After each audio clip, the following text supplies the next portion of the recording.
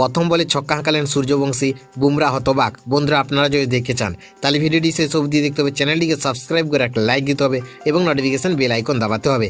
শুরু হয়েছে রাজস্থান রয়্যাল বনাম মুম্বাই ইন্ডিয়ান্সের হাই ভোল্টেজ ম্যাচ। আর এই লড়াই ঘিরে আগেই তৈরি হয়েছিল প্রবল উত্তেজনা, কারণ একটাই, ভারতের তারকা পেসার জাসপ্রীত বুমরার সামনে তরুণ সেশনের বৈভব সূর্যবংশী কেমন পারফরমেন্স করে সেটাই দেখার জন্য অপেক্ষা ছিল সবাই। টস হেরে প্রথমে ব্যাট করতে নামে রাজস্থান রয়্যাল। ম্যাচে দ্বিতীয় ওভারের বোলিং করতে আসেন বুমরা। স্ট্রাইকে ছিলেন মাত্র 15 বছর বয়সী বৈভব সূর্যবংশী। প্রথম বলে চমক, মিড ও লেগ স্টাম্পে 131.2 কিলোমিটার গতির ডেলিভারিতে অনায়াসে মিড অনের উপর দিয়ে ছক্কায় পরিণত করেন তিনি। এতটা আত্মবিশ্বাস শট দেখে কিছুটা অবাক হয়ে যান বুমরাও, যদিও মুখে হালকা হাসি দেখা যায় তার। এরপরও থামেনি বৈভব। একই ওভারে চতুর্থ বলে আবারও আক্রমণাত্মক মেজাজে দেখা যায় তাকে। এবার ডিপ স্কোয়াড লেগের উপর দিয়ে আরেকটি বিশাল ছক্কা হাঁকান তিনি। এই দুই ছক্কা সহ পুরো ওভারে থেকে মোট 14 রান তুলে নেয় রাজস্থান।